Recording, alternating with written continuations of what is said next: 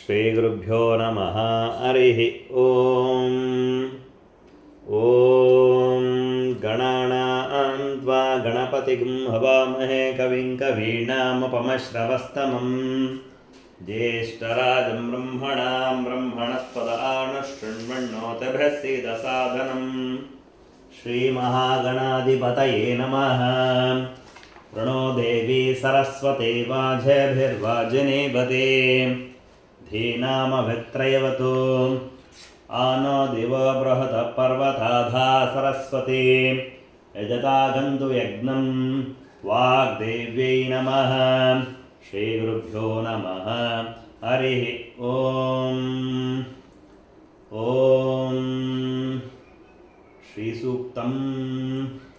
ಓಂ ಹಿರಣ್ಯವರ್ಣಾಂ ಹರಿಣೀಂ ಸುವರ್ಣರಜತಸ್ರಜಾಂ ಚಂದ್ರಾಂ ಹಿರಣ್ಮಯೀಂ ಲಕ್ಷ್ಮೀಂ ಜಾತವೇದೋ ಮಹಾವಹ ತಾಂ ಮಹಾವಹ ಜಾತವೇದೋ ಲಕ್ಷ್ಮೀಂ ಮನಪಗಾಮಿನೀಂ ಯಸ್ಯಾಂ ಹಿರಣ್ಯಂ ವಿಂಧೇಯಂ ಗಾಮಶ್ವಂ ಪುರುಷಾನಹಂ ಅಶ್ವಪೂರ್ವಾಮೃತಮಧ್ಯಾಂ ಹಸ್ತಿನಾದ ಪ್ರಬೋಧಿನೀಂ ಶ್ರಿಯಂ ದೇವೀಮುಪಹ್ವಯೇ ಶೀರ್ಮಾ ದೇವಿ ಜುಷತಾಂ ಕಾಂಶೋऽಶ್ಮಿತಾಂ ಹಿರಣ್ಯಪ್ರಾಕಾರಾಮಾದ್ರಾಂಜ್ವಲಂತೀಂ ತೃಪ್ತಾಂ ತರ್ಪಯಂತೀಂ ಪದ್ಮೇ ಸ್ಥಿತಾಂ ಪದ್ಮವರ್ಣಾಂ ತಾಮಿಹೋಪಹ್ವಯೇ ಶ್ರಿಯಂ ಚಂದ್ರಾಂ ಪ್ರಭಾಸಾಂ ಯಶಸಾ ಜ್ವಲಂತೀಂ ಶ್ರಿಯಂ ಲೋಕೆ ದೇವದುಷ್ಟಾಮುದಾರಾಂ ತಾಂ ಪದ್ಮನೇಮೀಂ ಶರಣಮಹಂ ಪ್ರಪದ್ಯೆ ಲಕ್ಷ್ಮೀರ್ನೇನಸ್ಯ ತಾಂ ತಾಂ ವೃಣೇ.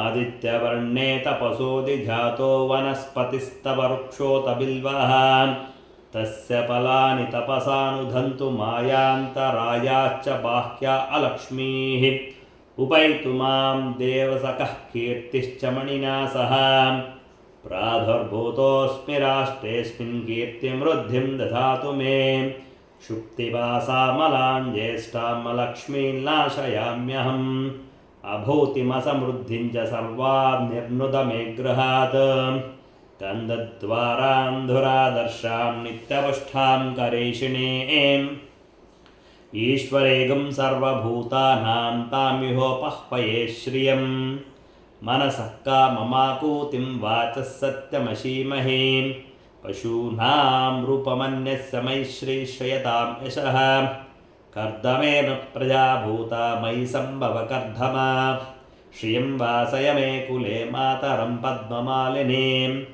आपश्रुधन्तु स्निग्धानि जिक्लीतवस मे गृहे निच देवीं मातरं श्रियं वासय मे कुले आर्द्रां पुष्करिणीं पुष्टिं पिङ्गळां पद्ममालिनीं चन्द्रां हिरण्मयीं लक्ष्मीं जातवेदों आवह आर्द्रां यःकर्णीं यष्टिं सुवर्णां हेममालिनीं सूर्यां हिरण्मयीं लक्ष्मीं जातवेदों आवह तां आवह जातवेदो लक्ष्मीं मनपगामिनीं यस्यां हिरण्यं प्रभूतं गावो दास्योऽस्वान् विन्देयं पुरुषानः यस्सुचिः प्रयतो भूत्वा जुहुयाधाज्यमन्वहन् श्रियः पञ्चदश चञ्चा श्रीकामः सततं जपेद पद्मानने पद्मऊरु पद्माक्षी पद्मसम्भवे त्वं मां भजस्व पद्माक्षी येन सौख्यं लभाम्यहम्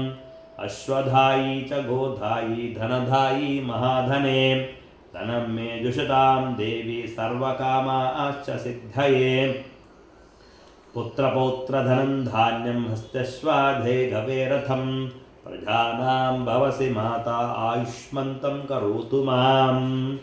ॐ धनमग्निर्धनं वायु धनं सूर्यो धनं वसुः धनमिन्द्रो बृहस्पतिर्वर्णं धनमश्नुते वैनतेय सोमं पिब सोमं पिबतु रुद्रः सोमं धनस्य सोमिनो मह्यं दधातु सोमिनीं न क्रोधो न तमात्सर्यं न लोभो नाशुभामतिः भवन्ति कृतपुण्यानां भक्तानां श्रीसूक्तं जपेत् सदा वर्षन्तु ते विभावर दिवो अभ्रस्य विद्युतः रोहन्तु सर्वबीजान्यवब्रह्मद्विषोजहि पद्मप्रिये पद्मिनि पद्महस्ते पद्मालये पद्मदलायताक्षी विश्वप्रिये विष्णुमनोनुकूले तत्पादपद्मं मयि सन्निधस्व या सा पद्मासनस्था विपुलकटितटी पद्मपत्रायताक्षी गम्भीरावर्तनाभिस्तनभरमिता शुभ्रवस्त्रोत्तरीया लक्ष्मी दिव्यै गजेन्द्रैः मणिगणकजितैः स्नापिता हेमकुम्भैः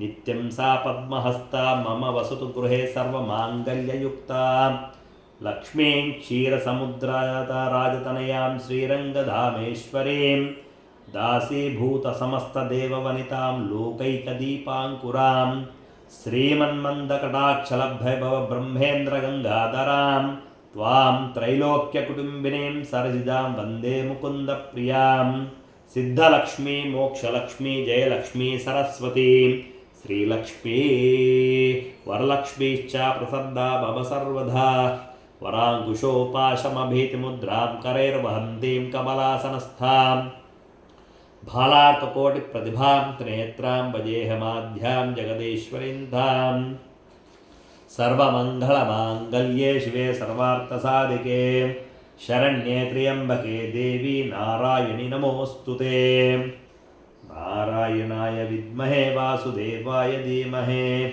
तन्नो विष्णुः प्रचोदयात् ॐ महादेवी च विद्महे विष्णुपत्नी च धीमहि तन्नो लक्ष्मी प्रचोदयात् ॐ शान्तिः शान्तिः शान्तिः।